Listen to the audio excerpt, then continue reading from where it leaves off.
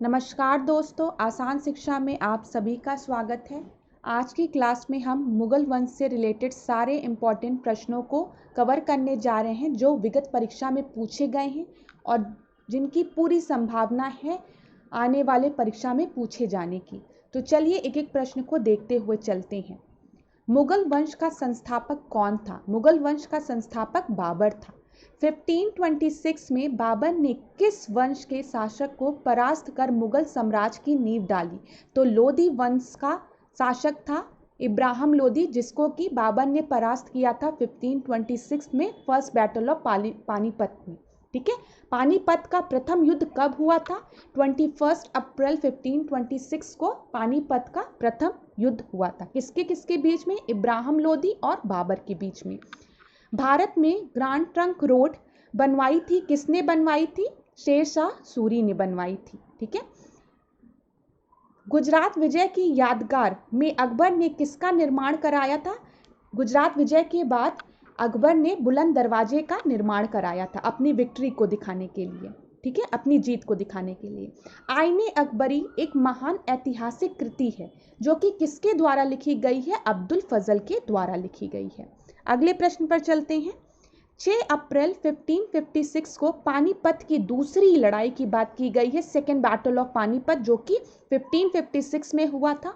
और ये किसके किसके बीच में हुआ था? अकबर और हेमू के बीच में हुआ था। अगला प्रश्न देखिए, दीने इलाही नामक धर्म किसके द्वारा शुरू किया गया था? अकबर द्वारा शुरू किया गया था। प्रसिद्ध मुस्लिम शासिका चांद बीबी, जिसने बरार को अकबर को सौंपा, किस राज से संबंधित थी? वो संबंधित थी अहमदनगर से। मुगल प्रशासन व्यवस्था में मनसबदारी प्रणाली को किसने प्रारंभ किया था? मनसबदारी प्रणाली को अकबर ने प्रारंभ किया था। अपने काल के महान संगीतज्ञ तानसेन किसके दरबार में थे? अकबर के दरबार में थे। मुगल काल की राजभाषा क्या थी? फारसी थी। और प्रश्न देखते हैं, सती प्रथा पे किसने रोक लगाई थी? सती प्रथा के अगेंस्ट कौन था? अकबर था। किस युद्ध से भारत में मुगल राज की नींव पड़ी? अभी हमने डिस्कस किया है पानीपत का प्रथम युद्ध, जो कि 1526 में किसके किसके बीच में लड़ा गया था? बाबर और इब्राहिम लोदी के बीच में। अब मुगल चित्रकारी ने किसके शासन काल में चरमोत्कर्ष प्राप्त किया? तो पीक पर मुगल चित्रकारी किसके समय पे थी? जहांगीर के समय पे। ठीक है, किसने अकबर की जीवन गाथा लिखी है? तो अब्दुल फजल ने अकबर की जीवन गाथा लिखी है। ठीक है, अगला प्रश्न देखिए, यहाँ पे अब्दुल फजल लिखा हुआ है। फिर इसके बाद देखिए, किस मुगल शासक ने भारत की वनस्पतियों और प्राणी जगत, ऋतुओं और फलों का विशद विवरण अपनी डायरी में दिया है? तो वो है बाबर। शेरशाह की महानता का घोतक क्या है? प्रशासनिक सुधार। तो प्रशासनिक सुधार के लिए कौन जाना जाता है? शेरशाह। ठीक है, हुमायूं नामा किसके द्वारा लिखा गया है? हुमायूं नामा जो है वो गुलबदन बेगम द्वारा लिखा गया है। ठीक है, अकबर के शासन में महाभारत का फारसी भाषा में अनुवाद किया गया, वह किस नाम से जाना जाता है? तो महाभारत का जो फारसी अनुवाद है वो रजमनामा नाम से जाना जाता है, रजमनामा नाम से। किस मुगल सम्राट ने सैयद भाइयों को हराया था? मोहम्मद शाह ने। कौन अंतिम मुगल सम्राट था? बहादुर शाह जफर द्वितीय। अकबर के शासन काल में भू राजस्व सुधारों के लिए कौन उत्तरदायी है? टोडरमल। ठीक है, अकबर द्वारा बनवाए गए उपासना भवन पूजा गृह का क्या नाम था? इबादत खाना था। सुप्रसिद्ध संगीतज्ञ तानसेन और बैजू बावरा किसके शासन काल में थे? तो वो अकबर के शासन काल में थे। अभी हमने डिस्कस किया है कि तानसेन। रामचरितमानस के लेखक तुलसीदास किसके शासन काल से संबंधित है? अकबर के शासन काल से। बाबर मूल रूप से कहाँ का शासक था? फरगना का शासक था बाबर। किसने मुगल साम्राज्य की राजधानी आगरा से दिल्ली ट्रांसफर की थी? शाहजहां ने स्थानांतरित की थी। शाहजहां ने। अकबर की युवा अवस्था में उसका संरक्षक था बैरम खान। किस स्थान पर नादिर शाह ने चढ़ाई नहीं की थी पूछा है? तो कन्नौज पर।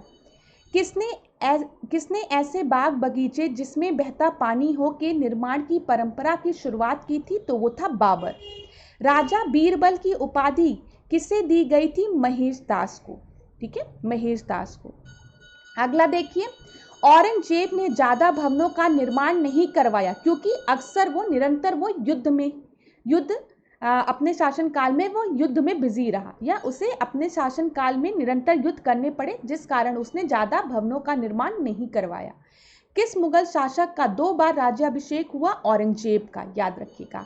ग्रांड ट्रंक सड़क जोड़ती है कोलकाता व अमृतसर को। अभी हमने देखा है ग्रांड ट्रंक सड़क या ग्रांड ट्रंक रोड जो है वो किसके द्वारा बनाई गई थी? शेरशाह सूरी द्वारा। वर्ष 1526 में 1526 में लड़ी गई पानीपत की पहली लड़ाई में बाबर से कौन पराजित हुआ था? इब्राहिम लोदी, हम डिस्कस कर चुके हैं। शेरशाह सूरी का मकबरा कहाँ स्थित है? सासाराम में। ठीक है। अकबर का राज्याभिषेक कहाँ हुआ था? कालानौर में। गुरु अर्जुन देव समकालीन किसके थे? जहांगीर के समकालीन थे। और प्रश्न देखिए, किस राजपूत वंश ने अकबर के सामने समर्पण नहीं किया था? तो सिसोदिया वंश ने। किस मुगल शासक को आलमगीर कहा जाता है? तो वो औरंगजेब को कहा जाता है, और औरंगजेब का ही 2 बार राज्याभिषेक हुआ था। सम्राट अकबर द्वारा किसको जरी कलम की उपाधि से अलंकृत किया गया था? मोहम्मद हुसैन को जरी कलम की उपाधि दी गई थी। बाबर ने पहली बार पश्चिम से कहां होकर भारत में प्रवेश किया था? पंजाब। हल्दी घाटी का युद्ध कब हुआ था? 1576 में। फैजी किसके दरबार में रहा? अकबर के।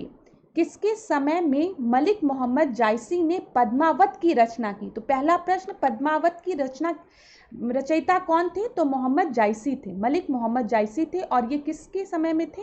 ये शेरशाह के समय में थे। फिर अगला प्रश्न देखिए, किसने चौसा की लड़ाई में हुमायूं को पराजित किया था? तो चौसा की लड़ाई जो 1539 में हुई थी वो हुमायूं और किसके बीच में हुई थी? शेरशाह के बीच में हुई थी। हुमायूं का मकबरा कहाँ है? दिल्ली में है। किस मुगल शासक ने 2 बार शासन किया था? हुमायूं ने। बीच में ये शेरशाह से पराजित हो गए थे, फिर उसके बाद फिर ये शासन में आए। भारत में बीबी का मकबरा स्थित है औरंगाबाद में। फतेहपुर सीकरी स्थित लाल पत्थर से निर्मित शेख सलीम चिश्ती के मकबरे को किसने संगमरमर का करवाया था? जहांगीर ने। ठीक है, ये याद रखिएगा, किसने संगमरमर का करवाया था? वो थे जहांगीर। और किसके समय बनवाया गया था? अकबर के समय पे। किस मुगल शासक को पहले आगरा में दफनाया गया, बाद में उसकी एक अफगान विधवा शव को काबुल ले गई और वहीं एक बाग में दफनाया गया? तो वो थे बाबर। ठीक है। किस युद्ध को जीतने के बाद शेरशाह ने दिल्ली में अफगान सत्ता की स्थापना की थी? बिलग्राम। तो ये याद रखिएगा, ये एक इंपॉर्टेंट क्वेश्चन है। किस युद्ध को जीतने के बाद शेरशाह ने दिल्ली में अफगान सत्ता की स्थापना की थी? तो वो था बिलग्राम युद्ध। अभी हमने एक और युद्ध की बात की थी, चौसा युद्ध की, जो कि 1539 में हुआ था। किसके किसके बीच में? शेरशाह और हुमायूं के बीच में।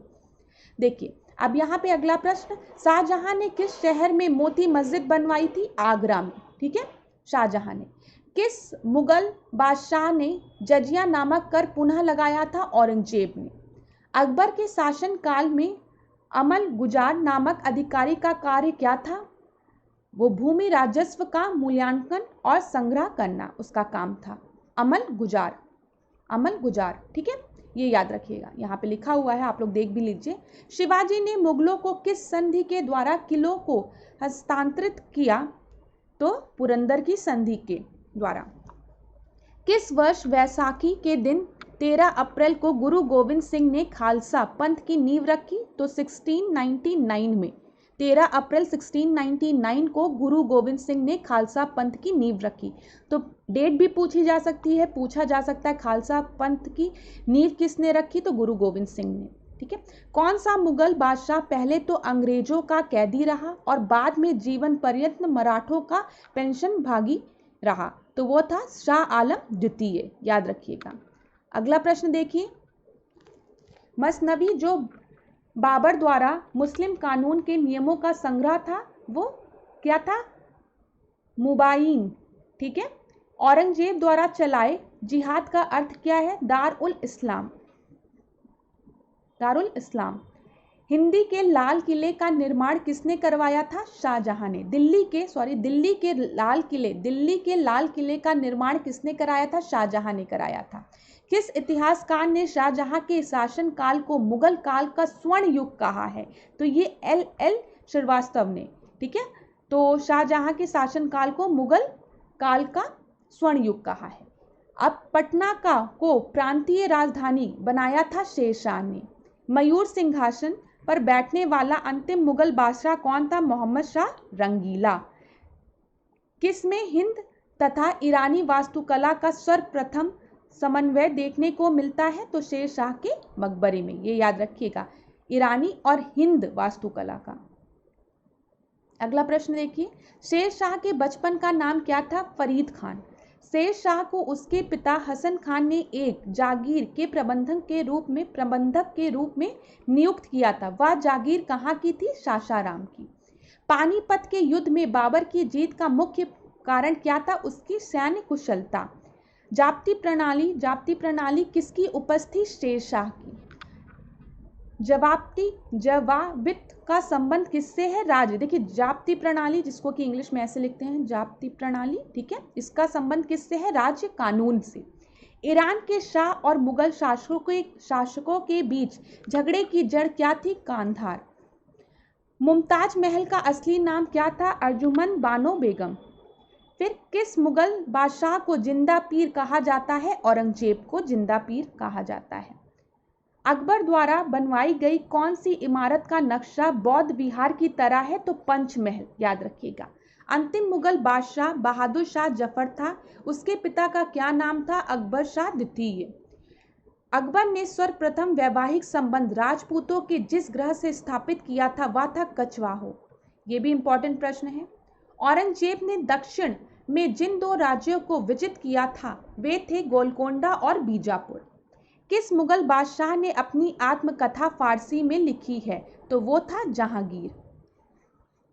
मुगलों ने नौरोज का त्यौहार कहाँ से लिया था? फारसियों से।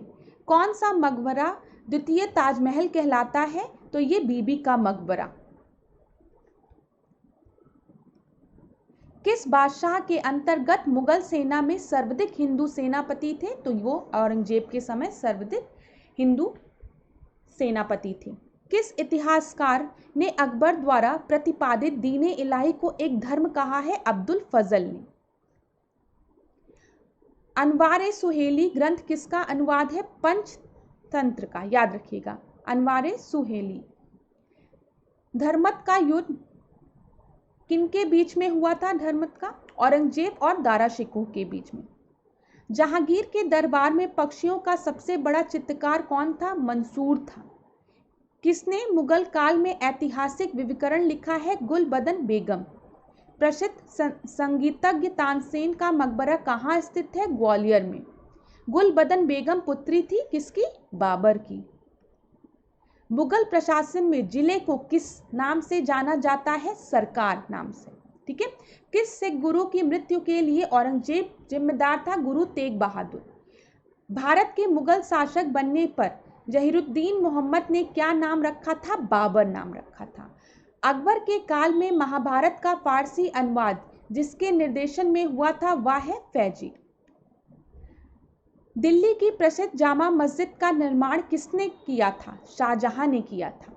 किस मुसलमान विद्वान का हिंदी साहित्य के लिए सबसे महत्वपूर्ण योगदान है? अब्दुल रहीम खान खाना। अकबर द्वारा बनवाई गई श्रेष्ठतम इमारतें पाई जाती हैं फतेहपुर सीकरी में। हल्दी घाटी के युद्ध के पीछे अकबर का मुख्य उद्देश्य क्या था? राणा प्रताप को अपने अधीन लाना। ठीक है।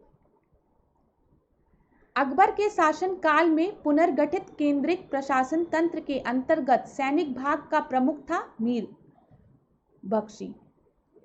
किसने अकबर की कब्र खोदकर उसकी हड्डियों को जला दिया था? राजा राम ने। अकबर का सबसे अंतिम विजय अभियान था असीरगढ़ विजय। अकबर के नवरत्न में से एक बीरबल किस अभियान के समय मारे गए थे? ठीक है, बीरबल किस अभियान के समय मारे गए थे? तो यूसुफ जाइयों के विद्रोह को दबाते समय। अकबर ने किसे कविराज की उपाधि दी है? बीरबल को।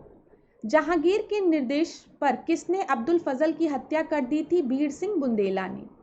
मेवाड़ से युद्ध तथा चित्तौड़ की संधि किसके शासन काल की महत्वपूर्ण उपलब्धि है? जहांगीर के शासनकाल की। अंतिम रूप से जजिया कर समाप्त करने वाला मुगल बादशाह कौन था? मोहम्मद शाह रंगीला। अकबरनामा किसने लिखी है? अब्दुल फजल ने लिखी है। एतमाद उद दौला का मकबरा आगरा में किसने बनवाया है? नूरजहां ने। राजपुताना के राज्यों में से किस एक ने अकबर की संप्रभुता स्वीकार नहीं की थी? वो थे मेवाड़ के राजपूत। किस मध्यकालीन भारतीय शासक ने पट्टा एवं काबुलियत की प्रथा आरंभ की थी? शेरशाह ने। मुगल सम्राट औरंगजेब कौन सा वाद्य यंत्र बजाता था? वीणा। जहांगीर को कहाँ दफनाया गया था? लाहौर में। तो चलिए क्लास, आज हमने मुगल वंश से रिलेटेड सारे वन लाइनर क्वेश्चंस को यहाँ पे कवर किया। आप इस वीडियो को 2 से 3 बार देखिए, आपको चीज़ें रट जाएगी। पूरा फैक्ट बेस्ड है, फैक्चुअल इन्फॉर्मेशन है, ठीक है। तो जितनी बार आप देखेंगे आपका रिवीजन होगा, फैक्ट्स आपको याद होते जाएंगे। तो thank you so much class, आज के सेशन को यहीं एंड करते हैं। नेक्स्ट क्लास में आपसे फिर मुलाकात होगी।